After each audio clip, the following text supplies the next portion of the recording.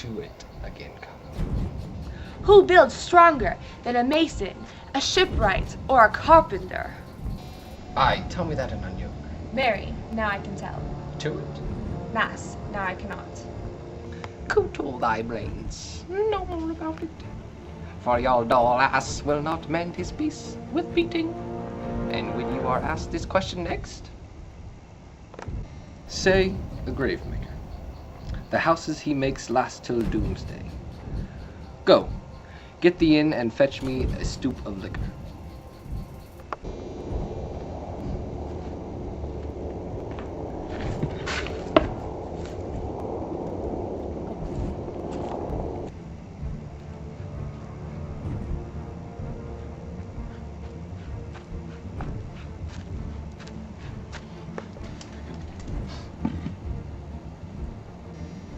In youth, when I did love, methought it was a very sweet. To contrast, oh, the time for, and behove, and methought there was, and was nothing, a beat.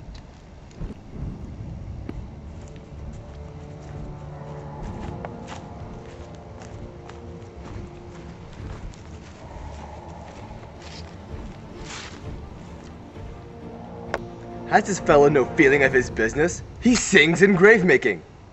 Custom hath made it in him a property of easiness. 'Tis even so. The hand of little employment hath the daintier sense. But age with his stealing step hath clasped me in his clutch.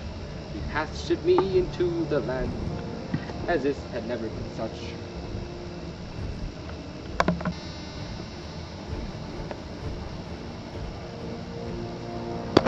That skull had a tongue in it, and could sing once. How the knave jowls it to the ground, as if it were Cain's jawbone, and that did the first murder.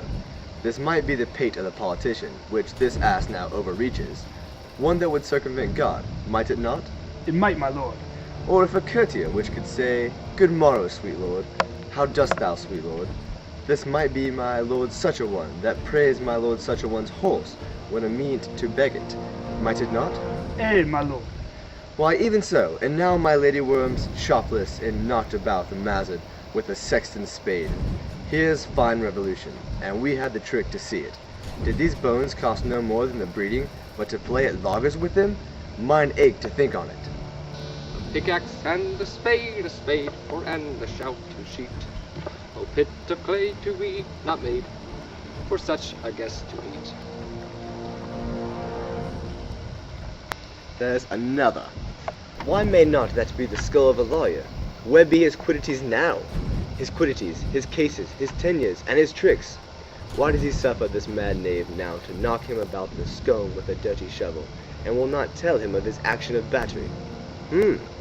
This fellow might be in its time a great buyer of land, with his statures, his recognizances, his fines, his double vouchers, his recoveries. Is this the fine of fines and the recovery of recoveries? To have his fine pate full of fine dirt, will his vouchers vouch him no more than his purchases, and will double ones too? Then the length and the breadth of a pair of independentures. This very conveyances of his land will scarcely lie in this box. That must be the inheritor himself. Have no more, huh? Not a jot more, my lord. Is not parchment made from sheepskin? Aye, my lord, and of calfskin too. They are sheep and calves which seek out assurance in that. I will speak to this fellow. Whose grave is this, sir? Mine, sir. O pit of clay for to be made. I think it be thine indeed, for thou liest in it.